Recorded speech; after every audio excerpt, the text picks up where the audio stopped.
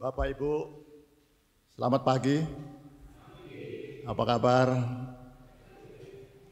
Artinya masih panas atau enggak? Pilpres dan Pileg baru kita lalui.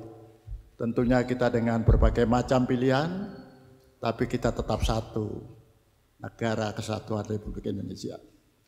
Baik kita pendukung siapapun, ataupun siapa yang nanti menjadi presiden, kita doakan bersama agar negara ini menjadi lebih baik. Setuju? Bapak Ibu kasih dalam Tuhan, ada tambahan warta pagi hari ini dari KPPW. Setelah ibadah ada ibadah wanita yang akan dilanjutkan dengan pelatihan merangkai bunga. Monggo kehadiran ibu-ibu untuk menghadiri ibadah wanita sekaligus pelatihan merangkai bunga. Untuk menjaga kekhidmatan, HP mohon di silent. Bapak Ibu Saudara, mari kita masuk dalam ibadah saat ini. Dengan penuh sukacita kita bangkit berdiri, kita memuji dari Kidung Jemaat 10, bait kedua dan ketiga.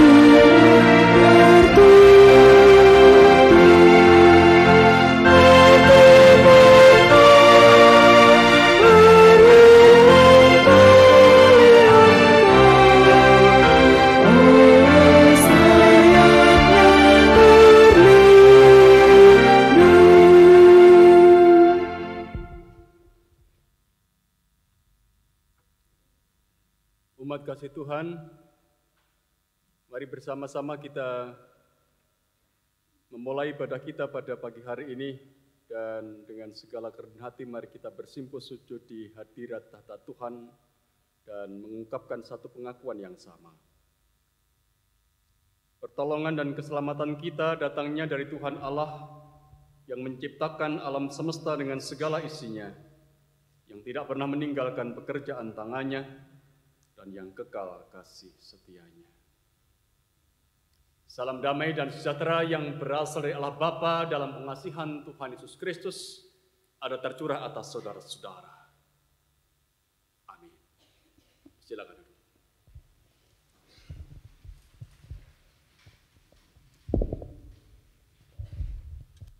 Bapak, Ibu, dan saudara-saudara yang terkasih di dalam nama Tuhan Yesus Kristus, tema ibadah kita pada minggu ini sesuai dengan tema liturgis adalah ketaatan kepada Allah membuahkan perdamaian dan keadilan sosial. Ini adalah tema liturgis kita yang kita gumuli sepanjang bulan ini. Sedangkan untuk tema khotbah pagi ini, ketaatan di padang gurun kehidupan. Mari kita menyambut tema ini dengan satu pujian dari PKJ nomor 273 bait 1 dan 2.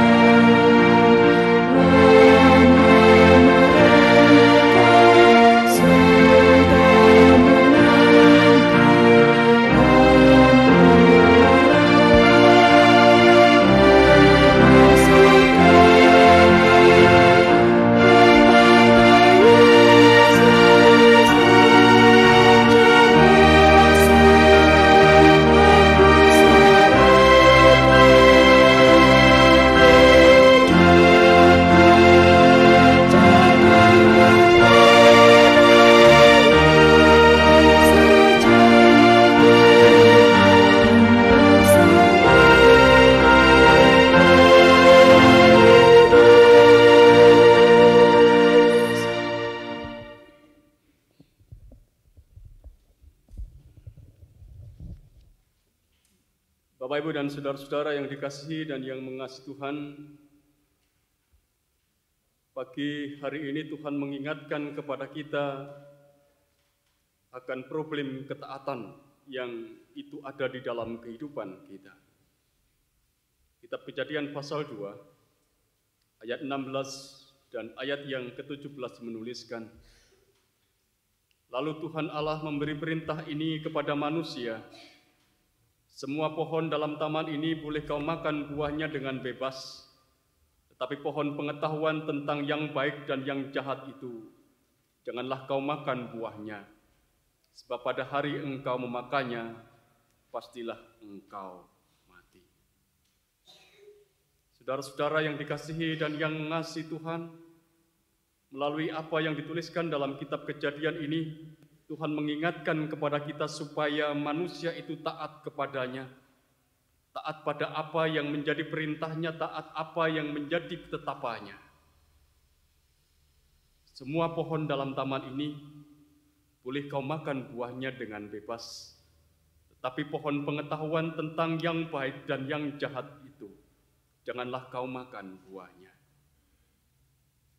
Tuhan menghendaki supaya kita taat kepadanya, sebagaimana manusia ditempatkan di Taman Eden dan ia diminta oleh Allah untuk taat kepadanya. Namun dalam sejarahnya kita tahu bahwa di Taman Eden itu sendiri, manusia melanggar apa yang menjadi perintah Tuhan, ia lupa akan apa yang sudah Allah tetapkan atas hidupnya. Manusia jatuh ke dalam dosa dan sejak itu pula sebenarnya dosa terus dibawa ke dalam kehidupan manusia. Oleh karena itu kita menyadari atas keberadaan hidup kita. Kita pun juga mengalami hal yang sama sekalipun kita sering dan teramat sering kita mendengar apa yang menjadi perintah, apa yang menjadi ketetapan dan apa yang dimaui Tuhan. Toh kita pun juga tetap melakukan apa yang salah di hadapan Tuhan. Mari kita mengakui hal ini di hadapan Tuhan dengan kita mengakui dosa kita di dalam doa.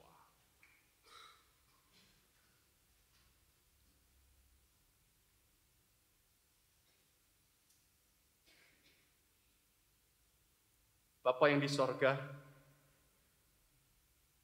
pada pagi hari ini dengan segala kerendahan hati kami anak-anak-Mu menghampiri tahta-Mu. Kami bersyukur kepada-Mu ya Tuhan, untuk karya kasih-Mu yang sudah Engkau nyatakan di dalam kehidupan kami sebagai pribadi ataupun juga sebagai satu persekutuan. Karya kasih-Mu yang terus Engkau nyatakan di dalam kehidupan kami, hingga pagi hari ini, kami boleh berhimpun di tempat ini untuk merasakan persekutuan kami dengan Engkau dan dengan saudara-saudara kami yang lain dalam Kristus Yesus. Perjumpaan ini ada karena Engkau menghendakinya. Engkau masih memberikan kerinduan di dalam hati kami supaya kami boleh berhimpun dalam perjumpaan ini. Kami bersama-sama juga menyadari ya Tuhan, sesungguhnya dalam kehidupan kami, ketika kami ada dalam perjumpaan dengan Engkau itu, kami melihat bahwa kami anak-anak-Mu ini adalah anak-anak yang tidak taat kepada Engkau. Sebagaimana manusia pertama, yang sebenarnya ia telah mendengar apa yang menjadi ketetapan Tuhan, apa yang menjadi hukum Tuhan, apa yang Tuhan maui atas hidupnya. Manusia yang pertama telah melanggar apa yang menjadi ketetapan Tuhan. Demikian juga dalam kehidupan kami, sekalipun teramat sering di dalam kehidupan kami, bahkan setiap saat kami mendengarkan apa yang menjadi firman Tuhan, apa yang menjadi ketetapan Tuhan dan hukum Tuhan, tapi kami juga mengaku kami sering tak taat kepada Tuhan. Kami lebih suka mementingkan apa yang menjadi kepentingan diri kami sendiri, mementingkan kelompok kami, dan mengabaikan apa yang menjadi ketetapan dan hukum Tuhan. Engkau melihat itu ya Tuhan di dalam kehidupan kami. Engkau melihat kerapuhan yang ada di dalam diri kami, bahwa kami tak sepenuhnya bisa hidup dalam ketetapan dan firman-Mu. Oleh karena itu perkenankan pada saat ini, dalam kesadaran diri kami bahwa kami adalah manusia yang lemah, manusia yang rapuh, kami mengakui dosa dan pelanggaran kami di hadapan Tuhan. Sekaligus juga mohon supaya Tuhan mengampuninya dan berikan kepada kami kesempatan untuk terus memperbaharui kehidupan kami sehingga kami boleh terus belajar untuk hidup seturut dengan apa yang menjadi kehendak Tuhan. Ini Tuhan ungkapan doa kami yang semuanya kami minta dengan penuh percaya kami akan Sang Juru Selamat Tuhan Yesus Kristus. Amin. Jemaat diundang untuk bangkit berdiri.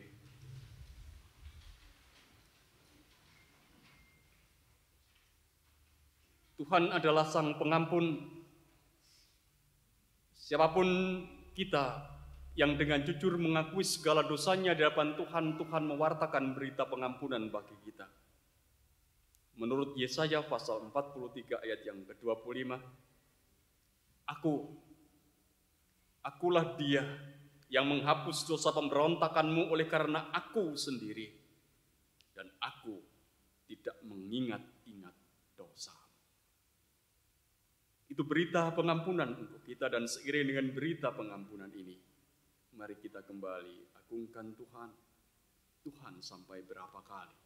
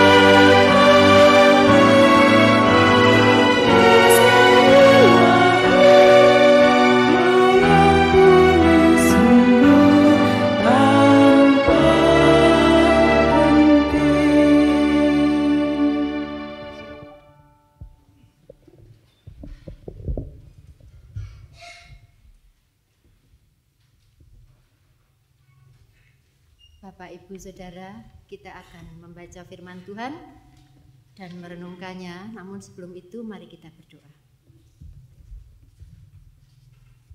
Allah Bapa Surgawi, kami datang ke hadirat-Mu mengucap syukur atas waktu dan kesempatan yang Tuhan berikan kepada kami untuk beribadah pada pagi ini.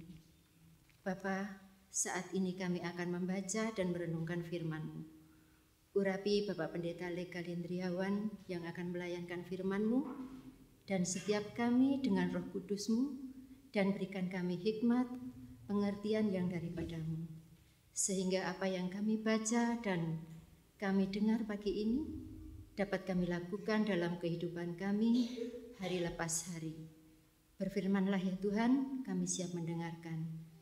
Dalam nama Tuhan kami Yesus Kristus, doa ini kami mohon. Amin. Mari kita menyanyi dari Kidung Jemaat nomor 59, bait 1 dan 2. Bersabdalah Tuhan.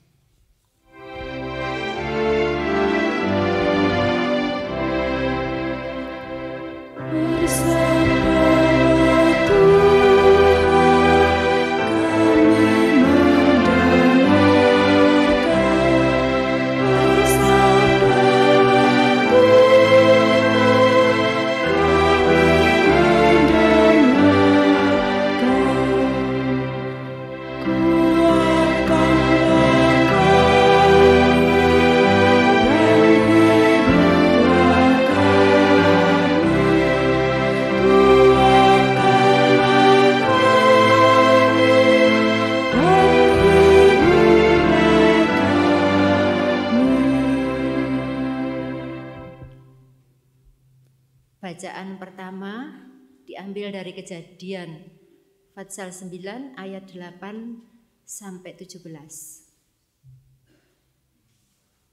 Kejadian 9 ayat 8 sampai 17.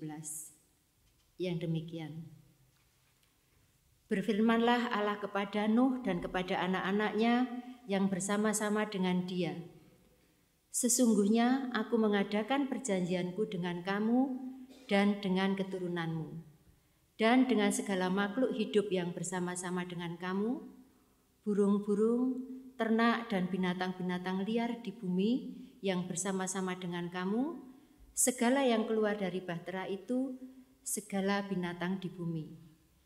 Maka kuadakan perjanjianku dengan kamu, bahwa sejak ini tidak ada yang hidup yang akan dilenyapkan oleh air bah lagi, dan tidak akan ada lagi air bah untuk memusnahkan bumi. Dan Allah berfirman, inilah perjanjian yang kuadakan antara aku dan kamu, serta segala makhluk yang hidup yang bersama-sama dengan kamu, turun-temurun untuk selama-lamanya. Busurku kutaruh di awan, supaya itu menjadi tanda perjanjian antara aku dan bumi. Apabila kemudian kudatangkan awan di atas bumi dan busur itu tampak di awan, maka aku akan mengingat perjanjianku yang telah ada antara aku dan kamu, serta segala makhluk yang hidup, segala yang bernyawa, sehingga segenap air tidak lagi menjadi air bah untuk memusnahkan segala yang hidup. Jika busur itu ada di awan, maka aku akan melihatnya, sehingga aku mengingat perjanjianku yang kekal antara Allah dan segala makhluk yang hidup, segala makhluk yang ada di bumi. Berfirmanlah Allah kepada Nuh, inilah tanda perjanjian yang kuadakan antara kamu dan segala makhluk yang ada di bumi. Demikian firman Tuhan.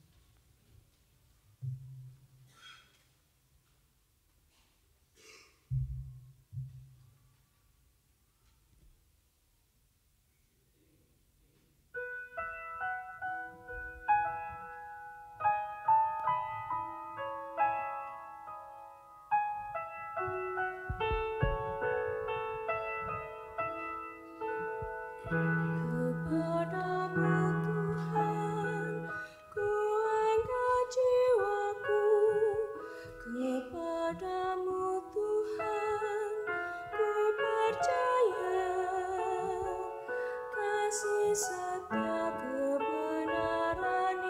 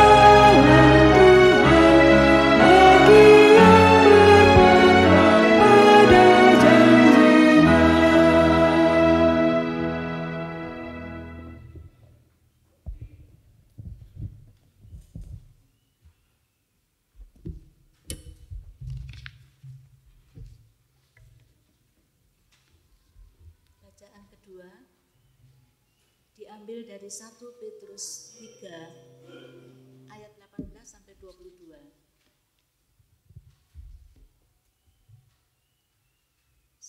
Petrus 3 ayat 18 sampai 22. Yang demikian bunyinya. Sebab juga Kristus telah mati sekali untuk segala dosa kita. Ia yang benar untuk orang-orang yang tidak benar, supaya ia membawa kita kepada Allah. Ia yang telah dibunuh dalam keadaannya sebagai manusia, tetapi yang telah dibangkitkan menurut roh.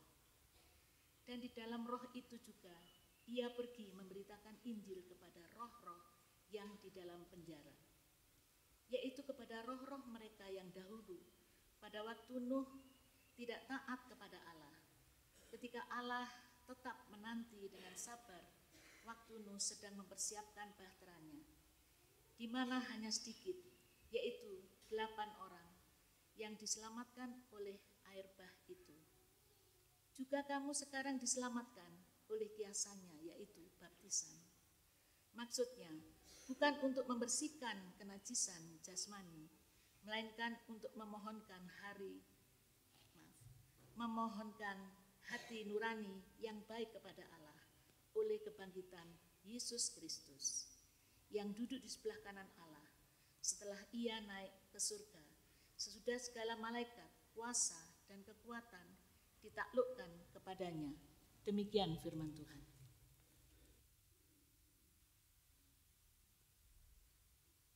Inilah permulaan Injil Yesus Kristus.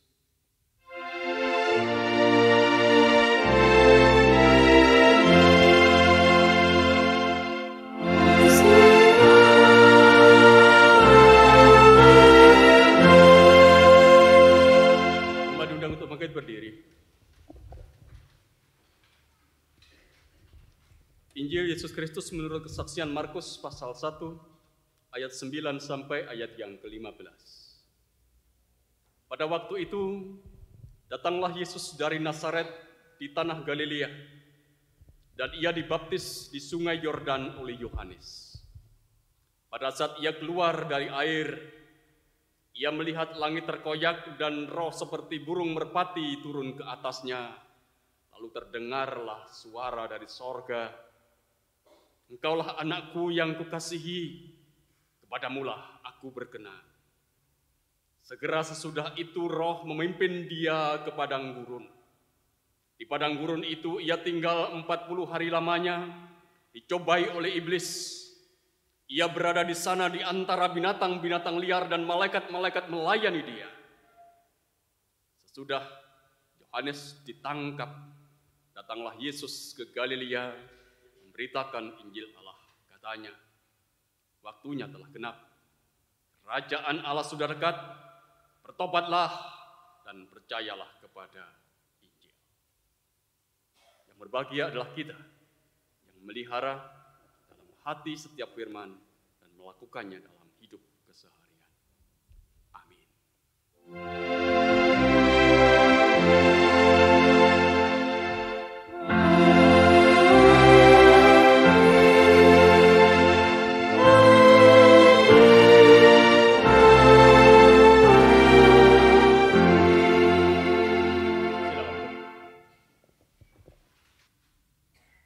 Selamat pagi Bapak Ibu dan Saudara-saudara.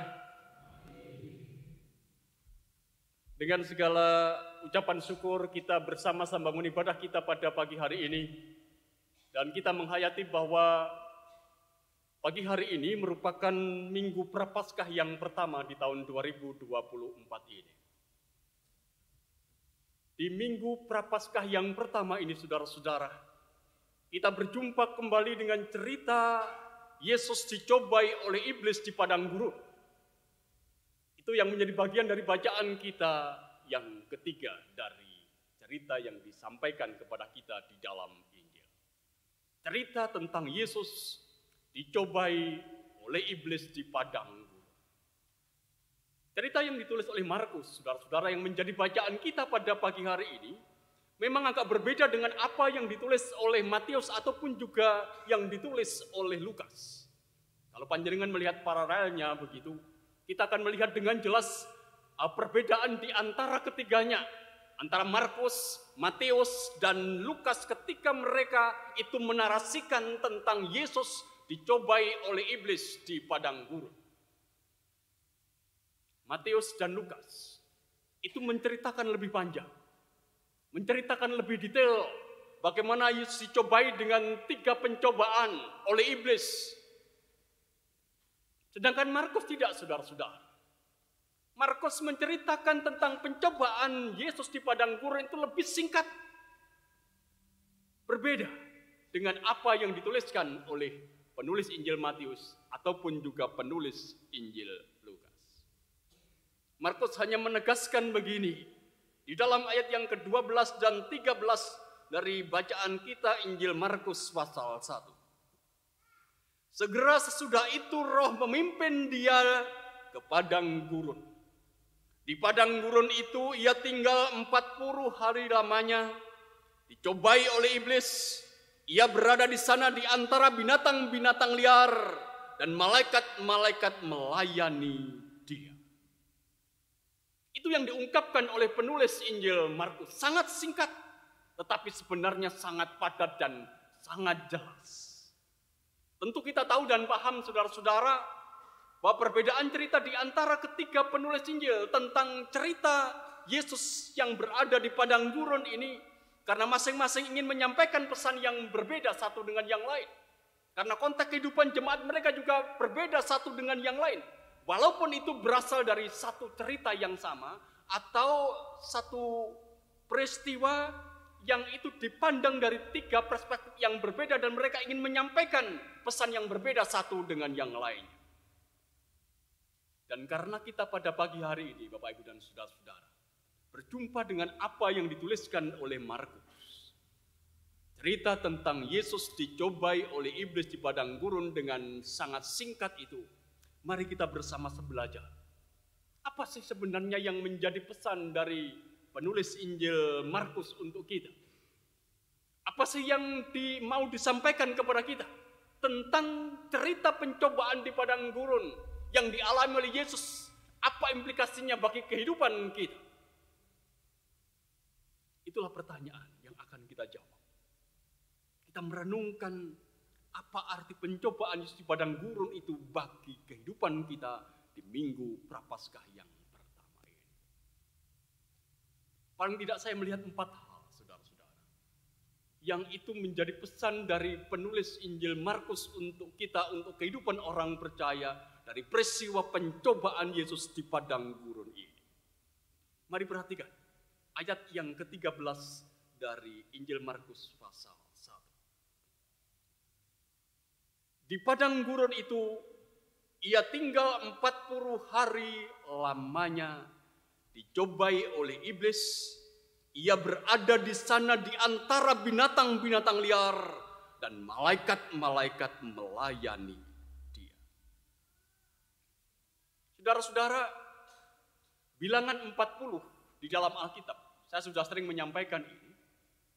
Di dalam Alkitab angka atau bilangan 40 itu adalah bilangan yang khas, yang sangat khas. Biasanya menunjuk pada kurun waktu tertentu yang berhubungan dengan masa peralihan bagi perubahan yang akan terjadi di masa yang akan datang. Atau semacam waktu persiapan. Atau kita boleh mengatakan itu makna dari bilangan 40 di dalam Alkitab. Sedangkan padang gurun biasanya dipahami sebagai sebuah situasi atau kondisi hidup yang liar. Situasi kehidupan yang penuh dengan tantangan, situasi kehidupan yang penuh dengan cobaan, situasi kehidupan yang tidak pernah terprediksi. Yang apapun juga yang terjadi dalam padang gurun itu tidak pernah ada seorang pun yang tahu. Jadi kalau kita dalam ayat yang ke-13 dari Injil Markus pasal 1 tadi, kita menemukan ada bilangan 40 dan ungkapan atau kata yang mengatakan padang gurun. Ini bisa kita maknai sebagai sebuah kondisi atau situasi hidup yang tidak terduga, yang penuh tantangan, yang menjadi masa peralihan sebelum seorang atau sekelompok orang memasuki situasi kehidupan yang baru. Masa peralihan yang itu bersifat sementara tentunya, yang itu dihadapi oleh seorang sebelum dia memasuki tahap kehidupan yang baru atau periode kehidupan yang baru. Kita bisa perhatikan saudara-saudara, Alkitab itu bisa memberikan banyak contoh tentang hal ini. Musa itu harus berada di padang gurun Midian selama 40 tahun. Musa selama 40 tahun ia berada di padang gurun Midian untuk menjadi gembala sebelum pada akhirnya dia kembali ke Mesir. Untuk apa? Untuk membebaskan orang-orang Israel atau untuk memimpin orang-orang Israel keluar dari Mesir. Israel sendiri, saudara-saudara, dia harus, atau orang-orang Israel itu harus berjalan selama 40 tahun di padang gurun. Mereka berada di padang gurun dalam perjalanan yang panjang ini, saudara-saudara, sebelum mereka pada akhirnya memasuki kehidupan yang baru di tanah terjanji yang kita menyebutnya itu adalah tanah Kanaan. Nabi Elia, saudara-saudara, yang kita menyebutnya dia adalah salah satu nabi terkenal di dalam perjanjian lama itu.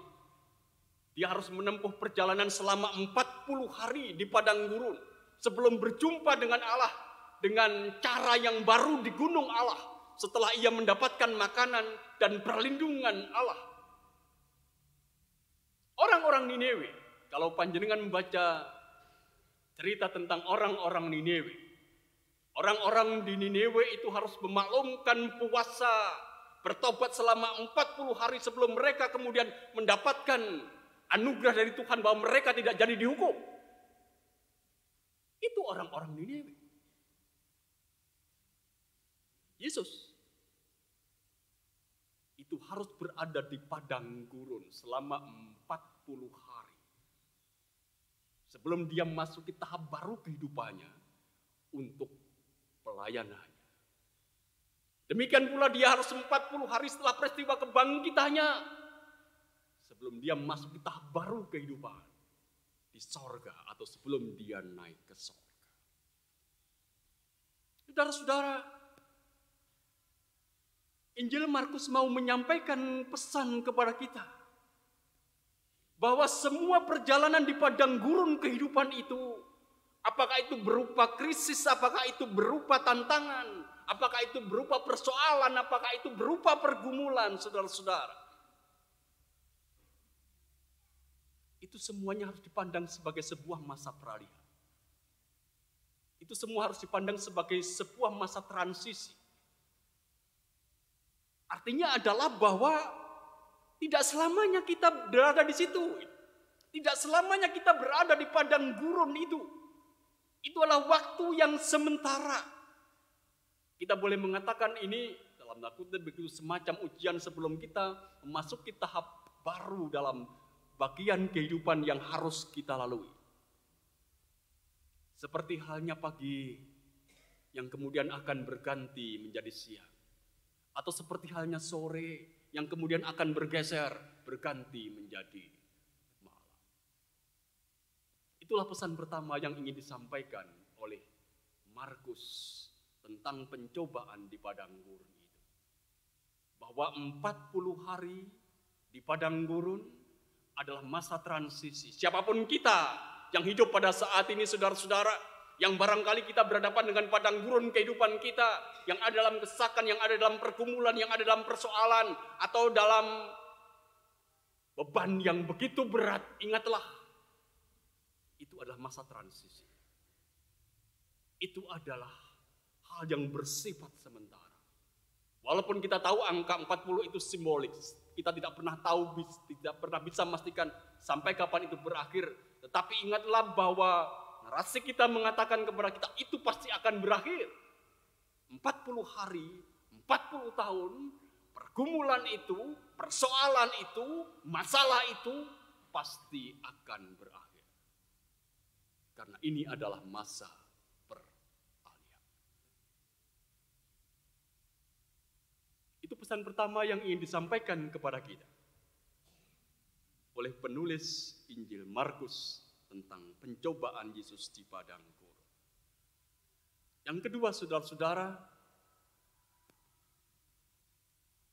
Markus itu mau menyampaikan kepada kita bahwa situasi, kondisi padang gurun itu harus dihadapi oleh setiap orang.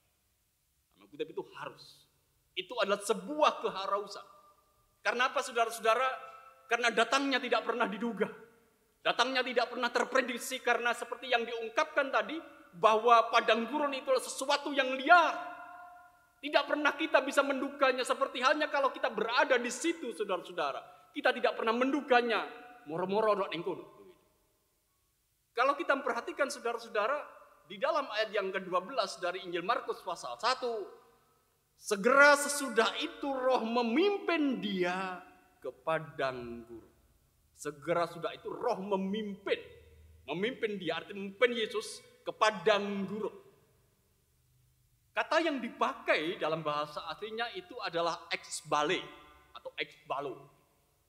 Yang sebenarnya itu lebih bermakna melemparkan atau mendorong dengan keras seperti memaksa. Begitu. Kalau Lembaga Alkitab Indonesia memberikan terjemahan memimpin, tetapi sebenarnya lebih dari itu, saudara-saudara. Exbalo itu bisa dipahami sebagai mendorong dengan keras seperti orang yang dipaksa atau terlemparkan atau dilemparkan, atau istilah Jawa barangkali dijungkrakno begitu. Dijungkrak. Artinya bahwa pada saat itu Yesus berada di padang gurun itu karena roh itu mendorongnya dengan keras ke sana. Mau tidak mau dia harus berada di sana. Jadi sebenarnya saudara-saudara, masa padang gurun itu tidak pernah permisi dulu kepada kita. Tahu-tahu kita sudah berada di sana, seperti dijungkrak nih. Begitu. Kita didorong dengan keras, tiba-tiba kita sudah berada di sana. Dan setiap orang yang berhadapan dengan padang gurun kehidupan pasti merasakan hal itu kan. Di dalam kehidupan kita bahkan mulainya pun kadang-kadang tidak kita ketahui. Tiba-tiba kita sudah berada di situ. Apakah kita suka atau tidak, senang atau tidak, setuju atau tidak, kita harus menerima, menghadapi padang gurun kehidupan. Oleh karena itu Markus sebenarnya memberikan pesan kepada kita bahwa padang gurun kehidupan itu harus dihadapi oleh setiap orang. Oleh karena itu biarkanlah kita juga belajar untuk menghadapi padang gurun kehidupan kita. Dan itu berarti bahwa kita harus menghadapi yang tidak enak, iya. Kita harus menghadapi yang tidak enak, iya. Itulah situasi kehidupan yang liar. Sekali lagi padang gurun adalah kehidupan yang liar, yang tidak pernah terduga, tidak pernah terprediksi, tidak pernah kita kira-kira. Tetapi itu terjadi dalam kehidupan kita. Markus mau menyampaikan kepada kita, saudara-saudara, di padang gurun kehidupan ini, dalam kehidupan kita, siaplah untuk menghadapinya. Siaplah untuk menghadapinya, bukan menghindarinya. Sambil berharap, saudara-saudara, kita mendapatkan hikmat dari Tuhan ketika kita menghadapi padang gurun kehidupan kita. Kalau kita kembali mengingat apa yang terjadi dalam peristiwa yang dialami oleh Nuh dalam bacaan kita yang pertama, dari Kejadian pasal 9 ayat 8 sampai ayat yang ke-17. Barangkali Nuh pun juga pada saat itu menghayati bahwa tiba-tiba ia berada dalam krisis besar ketika Tuhan menghukum dunia ini dengan air bah. Tetapi toh dia menghadapinya, begitu rupa. Dia tidak lari tapi dia menghadapinya. Dan ketika dia menghadapi, dia mendapatkan hikmat bahwa ketika dia selamat itu sebenarnya adalah wujud pemeliharaan Tuhan. Dan Tuhan kemudian membuat perjanjian dengan dia. Dia menghadapi padang gurun kehidupan dan tidak menghindarinya. Yang ketiga, saudara-saudara, Markus itu mau menyampaikan pesan kewaspadaan kepada kita. Kembali mari kita melihat ayat yang ke-13. Di padang gurun itu ia tinggal 40 hari lamanya, dicobai oleh iblis. Dicobai oleh iblis. Menarik saudara-saudara kalau kita perhatikan apa yang dinarasikan oleh penulis Injil Markus ini. Kalau panjenengan melihat di dalam ayat paralel dalam Injil Matius ataupun Injil Lukas, di sana kita akan menemukan begini. Yesus itu dicobai oleh iblis setelah ia selama 40 hari, 40 malam tidak makan dan tidak tidur. Ada narasi yang mengatakan seperti itu. Artinya setelah masa 40 hari 40 malam Yesus lapar, itulah iblis datang. Tetapi Markus tidak mengatakan seperti itu. Markus tidak mengatakan seperti itu. Markus menyampaikan bahwa sepanjang 40 hari inilah sebenarnya di situ juga iblis hadir. Artinya di padang gurun selama 40 hari itu disitulah iblis juga hadir. Iblis itu memakai keliaran situasi padang gurun kehidupan yang tidak terduga, yang penuh dengan kemungkinan untuk melemahkan, untuk menyudutkan kita. Kita boleh mengatakan bahwa iblis itu memakai keliaran padang gurun itu untuk mengambil keuntungan dari situasi yang dihadapi oleh Yesus, tetapi juga situasi yang kita hadapi di dalam kehidupan kita. Mari kembali kita bayangkan, saudara-saudara, liarnya padang gurun. Barangkali kita tidak pernah ada yang tinggal di padang gurun, tetapi padang gurun adalah situasi kehidupan yang liar, yang berdebu, yang tidak pernah terduga apa yang akan terjadi, yang di dalamnya kita juga tidak pernah tahu ada berapa banyak bahaya yang ada di sana. Dalam situasi kehidupan yang liar kita ditempatkan di sana, dan di situ pun juga sebenarnya iblis hadir. Bayangkanlah kehidupan yang liar ini, di tengah-tengah keliaran kehidupan ini, iblis hadir di dalam kehidupan kita. Dia hadir bukan untuk menolong kita, tapi dia hadir untuk apa? Untuk mengambil keuntungan dari kelemahan kita. Kalau dalam dunia yang liar ini kita menjadi bosan, kemudian kita menjadi lelah, kemudian kita tidak berpengharapan, saudara-saudara, itu hal yang biasa. Tetapi lebih lagi ketika kita berada dalam situasi seperti itulah sebenarnya iblis hadir. Untuk apa? Untuk mengambil keuntungan dari kelemahan-kelemahan kita ketika berhadapan dengan liarnya padang gurun kehidupan itu. Iblis mau, saudara-saudara, kita ini mau jatuh. Iblis mau supaya kita ini menjadi letih, lesu, bosan, capek, dan kemudian dia bisa mengambil keuntungan dari hal itu. Mari kita mengakui di dalam kehidupan kita, saudara-saudara, bahwa di dalam kehidupan yang serba liar ini, saudara-saudara, iblis itu nyata hadir di dalam kehidupan kita. Ia berancang-ancang untuk menjatuhkan atau menghancurkan kita. Menghancurkan integritas kita, menghancurkan kesetiaan kita, menghancurkan keluarga kita, menghancurkan persekutuan kita, menghancurkan kesatuan kita, menghancurkan bangsa kita, menghancurkan relasi satu dengan yang lain. Itu adalah ancaman iblis di padang gurun kehidupan kita. Oleh karena itu sebenarnya Markus mau juga menegaskan kepada kita, waspadalah untuk hal ini. Berhati-hatilah. Di padang gurun kehidupan kita bisa menjadi frustrasi, dan kefrustasian itu akan diambil alih oleh si iblis untuk mengambil keuntungan dari diri kita. Ia mencoba itu. Oleh karena itu berhati-hatilah. Pesan yang terakhir. Sebenarnya masih ada beberapa pesan yang lain, tapi saya ingin menyampaikan 4 pesan saja. Yang keempat, saudara-saudara, Markus melalui narasi ini juga mau menyampaikan pesan kepada kita. Bahwa sekalipun iblis hadir di padang gurun, tetapi juga sebenarnya otoritas di padang gurun itu bukan di bawah kendali iblis, tetapi otoritas di padang gurun itu ada di bawah kendali Tuhan. Di padang gurun itu ia tinggal 40 hari lamanya, dicobai oleh iblis. Ia berada di sana di antara binatang-binatang liar, dan malaikat-malaikat melayani dia. Dan malaikat-malaikat melayani dia, saudara-saudara. Ini hal yang perlu kita juga garis bawahi. Sekalipun di padang gurun kehidupan itu iblis hadir, tetapi dia bukan penentu utama atas padang gurun kehidupan itu, tetapi Allah yang mengutus malaikat-malaikatnya. Itulah yang memiliki otoritas terbesar atas kehidupan kita.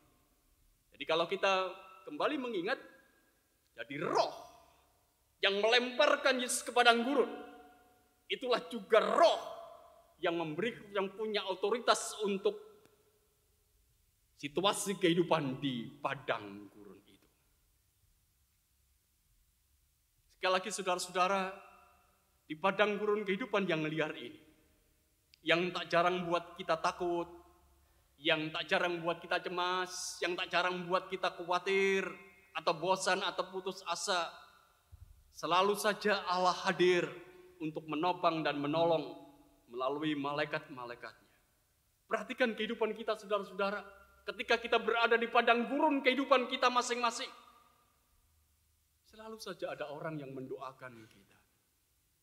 Barangkali ada orang yang merawat kita ketika kita ada dalam sakit. Barangkali ada seorang sahabat yang mau mendengarkan cerita kita ketika kita ada dalam persoalan, ada sahabat yang mau menopang kita ketika kita ada dalam kelemahan. Ada teman yang barangkali juga orang yang tak dikenal, yang menolong kehidupan kita. Itu adalah malaikat-malaikat Tuhan yang ditempatkan di dalam kehidupan kita, di padang gurun kehidupan kita, untuk menegaskan kepada kita bahwa Tuhanlah yang memiliki otoritas atas kehidupan manusia, kehidupan saya, kehidupan saudara-saudara di dunia ini. Sekalipun, sekali lagi, di padang kehidupan, padang gurun kehidupan ini iblis hadir, tetapi dia bukan penentu atas kehidupan di padang gurun yang liar ini. Tuhanlah yang menjadi penentu atas padang gurun kehidupan kita. Oleh karena itu Bapak Ibu dan saudara-saudara, kalau kita kembali mengingat bahwa tema kita ini terkait dengan masa Prapaskah ini adalah ketaatan kepada Allah. Maka di padang gurun kehidupan yang liar, Allah mau kita ini tetap taat kepadanya. Di padang gurun yang tidak terduga, yang penuh bahaya, penuh tantangan, penuh rintangan, Allah mau supaya kita ini tetap taat kepadanya. Sebagaimana Yesus yang taat sekalipun dia dilemparkan ke padang gurun. Dengan apa? Dengan mengakui bahwa situasi padang gurun itu adalah sebagai situasi kehidupan yang pasti berlalu, karena itulah situasi peralihan. Dengan berani menghadapi situasi padang gurun, dengan mewaspadai kehadiran iblis, dan juga tetap percaya bahwa Allah yang memegang kendali atas padang gurun kehidupan kita. Jika kita menghayati bahwa pada masa-masa Prapaskah ini kita mengatakan ini adalah masa padang gurun, ada dua hal sekali lagi yang saya ingatkan. Di masa padang gurun ini, atau dalam situasi hidup padang gurun ini, ada iblis. Ya. Ada iblis, ada kalau mata kita atau sudut pandang kita hanya tertuju kepada iblis, maka kita akan takut, akan cemas, akan gelisah, mungkin akan putus asa. Tapi kalau mata kita hanya tertuju kepada Allah yang punya otoritas, yang mengutus, yang melemparkan Yesus ke padang gurun, tapi juga yang memelihara melalui malaikat-malaikatnya, maka yakinlah kehidupan kita juga akan menjadi kehidupan yang penuh pengharapan, penuh optimisme, karena Tuhan yang memiliki otoritas atas hidup di padang gurun kita. Mari selalu tujukan pandangan kita kepada Allah yang berotoritas dalam hidup kita. Amin. Mari kita mengambil satu.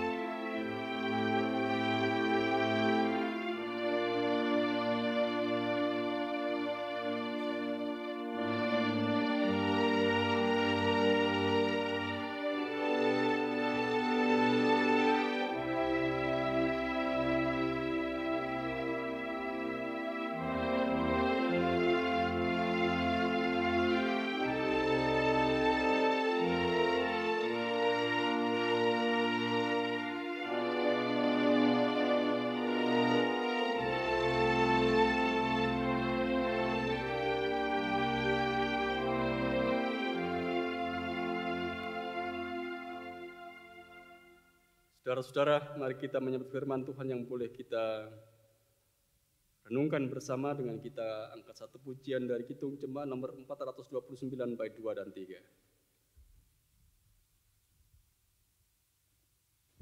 Thank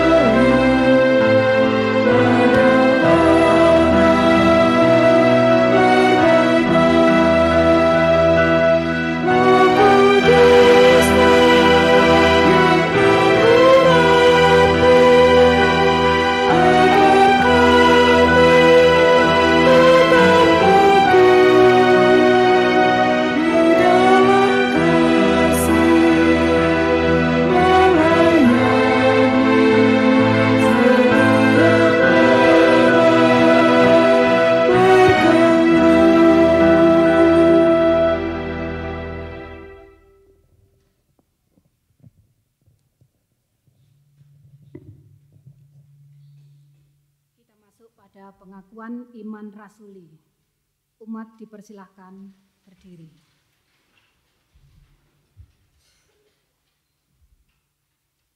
Mari kita bersama-sama mengucapkan pengakuan iman rasuli yang demikian.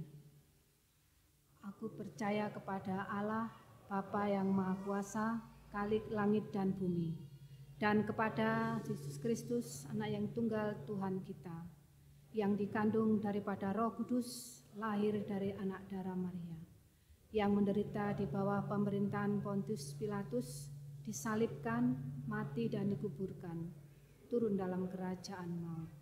Pada hari yang ketiga, bangkit pula dari antara orang mati, naik surga, duduk sebelah kanan Allah Bapa yang Maha Kuasa, dan akan datang dari sana untuk menghakimi orang yang hidup dan yang mati. Aku percaya kepada Roh Kudus, gereja yang kudus dan am, persekutuan orang kudus, pengampunan dosa, kebangkitan daging, dan hidup yang kekal. Amin. Dipersilahkan duduk.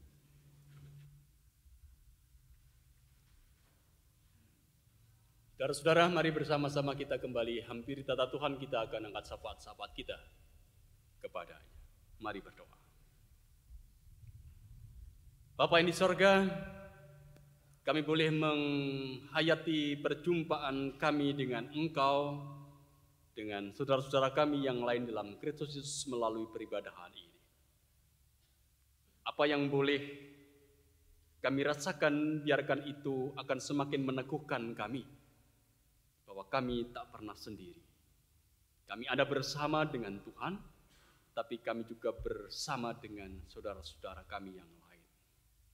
Mampukan kami sebagai satu persekutuan untuk hidup dalam kepedulian, untuk hidup saling perhatikan, mencintai dan mengampuni. Terima kasih Tuhan untuk perjumpaan ini. Terima kasih pula kalau Engkau sebagai Tuhan kami juga telah menyampaikan kepada kami apa yang menjadi ungkapan kata hatimu melalui pewartaan sabdamu. Mengingatkan kepada kami bahwa di padang gurun kehidupan ini, ya Tuhan, yang liar, yang penuh bahaya, yang penuh tantangan, yang tidak terprediksi ini, Engkau membawa kami ke situ, mengajarkan kepada kami supaya kami berani untuk menghadapinya. Sekalipun di situ ada iblis yang juga hadir, mengambil keuntungan dari situasi kehidupan padang gurun yang liar dalam hidup kami.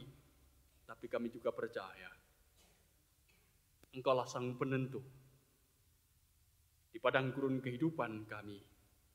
Karena Engkaulah yang melemparkan kami ke padang gurun itu, tapi Engkau melihara pula melalui malaikat-malaikatmu, ya Allah.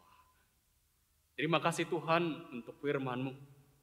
Biarkanlah kami anak-anak-Mu bukan hanya mendengar dan mewartakan, tapi kami belajar dan terus belajar untuk melakukannya dalam keseharian kami.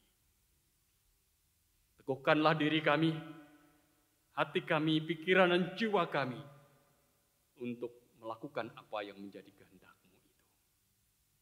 Bapa di sorga, perkenankan pada saat ini kami berdoa untuk kehidupan persekutuan kami, Gereja Kristen Jawetan di lingkup jemaat, majelis daerah ataupun juga di lingkup majelis agung. Tuhan akan berkati dalam setiap langkah pelayanannya. Kami menyadari ya Tuhan, ada banyak tantangan, ada banyak rintangan. Tetapi inilah sebenarnya padang gurun kehidupan Gereja Kristen Jawetan, yang di dalamnya Engkau miliki otoritas. Engkau yang akan senantiasa menyatakan kepada kami, Gereja Kristen Jawetan, perlindungan-Mu, dan kami akan tetap beroleh hikmat karena pemeliharaan yang berasal dari Tuhan.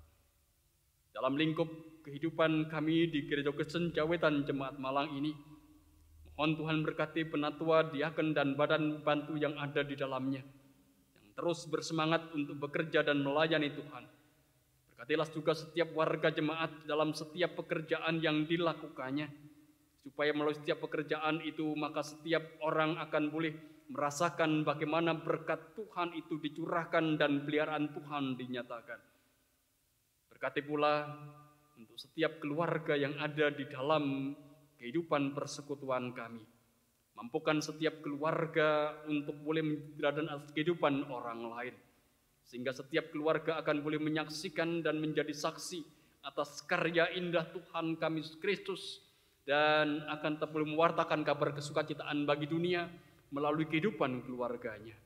Mampukan kami sebagai bagian dari keluarga itu siapapun kami untuk saling peduli, saling perhatikan, saling mengampuni, saling memaafkan, dan mampukan kami untuk terus hidup di dalam cinta kasih Kristus. Anak-anak kami yang berada di bangku pendidikan ataupun juga yang masih kecil kami menyerahkan kepada Tuhan supaya Tuhan berkati sehingga mereka boleh meraih mimpi dan harapan mereka. Para pemuda-pemudi gereja Tuhan yang mendambakan teman hidup ataupun juga pekerjaan dan dambaan-dambaan yang lain kami juga serahkan kepada Tuhan supaya Tuhan berkatinya. Kami menyerahkan mereka semua di dalam Tuhan, karena sungguhnya hanya kepada Tuhan kami bergantung, dan berikan setiap orang keteguhan hati untuk hanya berharap kepada Tuhan, Sang pemilik otoritas atas hidupnya. Kami juga berdoa pada saat ini untuk setiap pergumulan yang ada. Saudara-saudara kami yang sakit, yang dirawat di rumah ataupun juga di rumah sakit, kami menyerahkan kepada Tuhan supaya Tuhan berikan tambah kekuatan sehingga pemulihan akan boleh ada dan terjadi. Saudara kami yang ada dalam kegelapan hati, ada dalam kesendirian, Tuhan yang akan mendampingi dan akan berikan terang di dalam hatinya sehingga akan beroleh jalan kebenaran, tahu jalan kebenaran, apa yang harus dilakukan, ditempuhnya sehingga akan tetap kembali kepada Tuhan. Saudara kami yang butuhkan topangan, Tuhan yang akan memberikan kekuatan yang baru memungkinkan setiap orang untuk boleh memiliki semangat menjalani kehidupannya. Mampukan kami juga sebagai saudara satu dengan yang lain untuk saling perhatikan, untuk saling menguatkan, saling menopang. Mampukan kami untuk menjadi teman bagi yang lain sehingga kehadiran Kristus itu akan juga menjadi nyata dalam kehidupan persekutuan kami, dalam relasi kami dengan satu dengan yang lainnya. Kami juga berdoa, bersyukur untuk kehidupan negeri kami, di mana Tuhan telah memimpin sepanjang masa pemilu, bahkan sampai pemilihan itu sendiri sudah terjadi. Kami percaya bahwa itu adalah bagian rencana Tuhan yang Tuhan ingin nyatakan kepada kami, supaya kami memiliki kontribusi positif atas kehidupan di negeri kami dan kami boleh menjadi warga negara yang baik.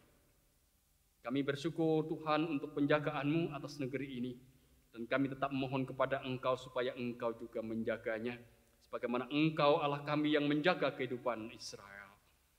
Kami mohon kepada Engkau ya Tuhan, berkatilah kehidupan kami pribadi lepas pribadi dalam pergumulan kehidupan kami masing-masing. Karena sungguhnya kami hanya berharap kepada Tuhan.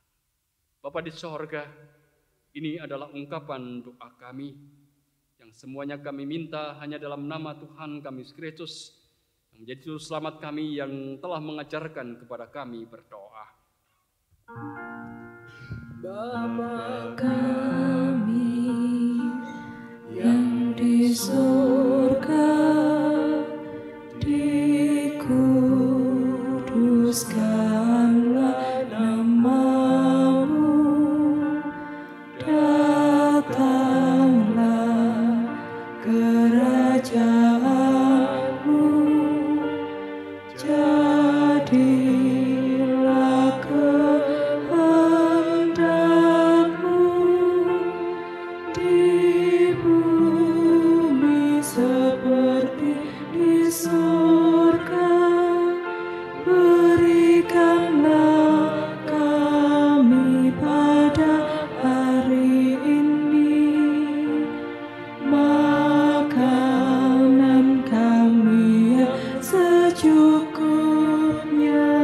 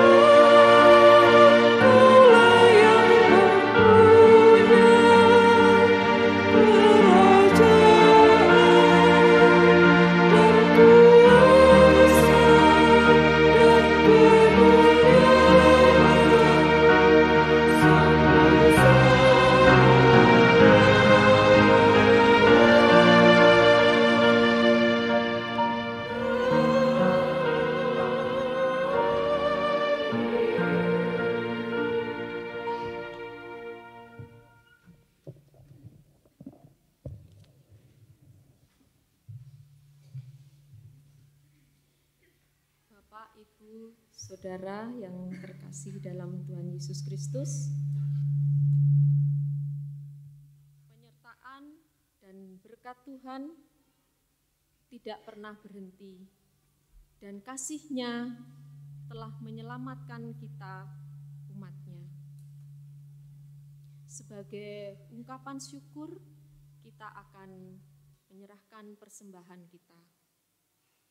Sebagai dasar di dalam kita mempersembahkan, ada firman Tuhan yang diambil dari Amsal 3, ayatnya yang ke-27. Yang demikian firman Tuhan, janganlah menahan kebaikan daripada orang-orang yang berhak menerimanya, padahal engkau mampu melakukannya. Marilah saudara-saudara yang terkasih, kita mempersembahkan persembahan yang telah kita persiapkan sambil kita memuji dari Kidung Jemaat 439, medley Kidung Jemaat 291. Thank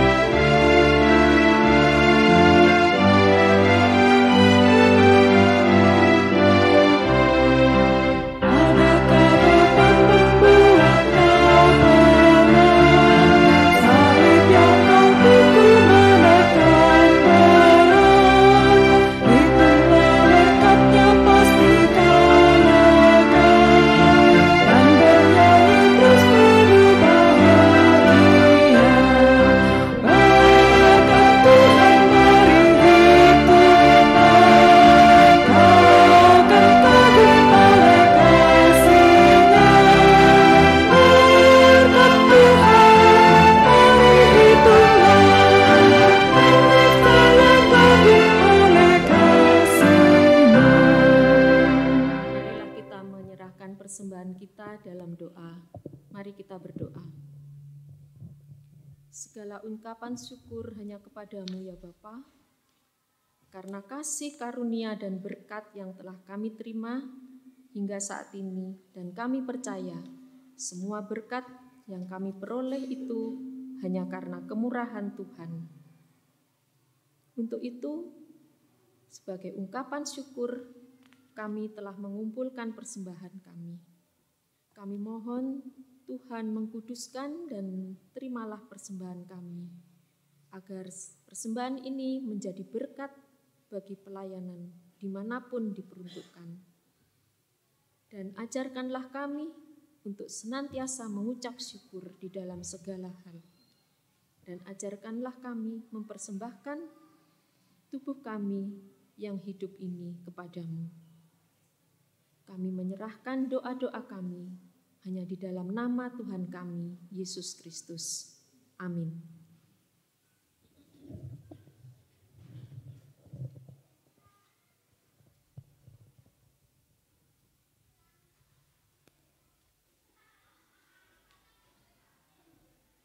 Saudara-saudara, kita akan mengakhiri ibadah kita.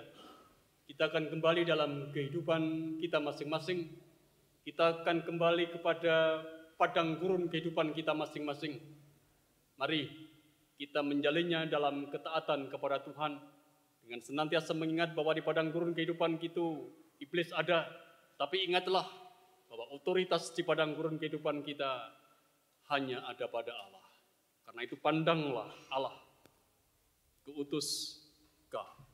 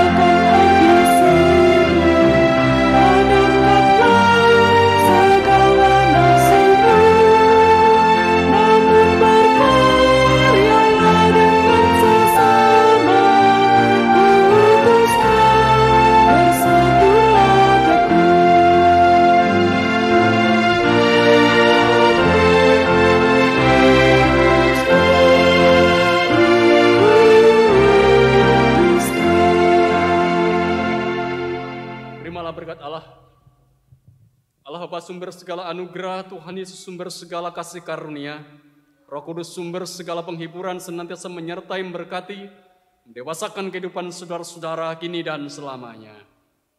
Amin.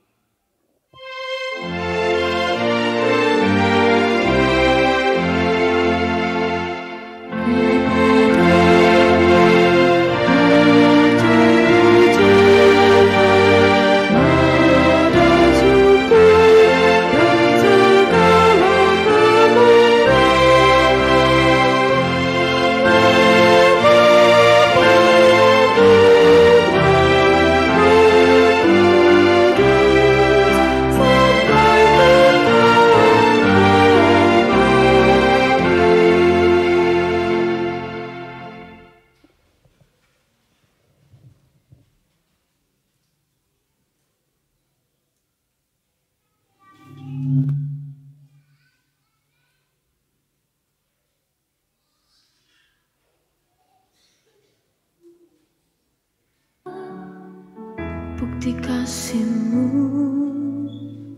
Kau menderita gantikanku.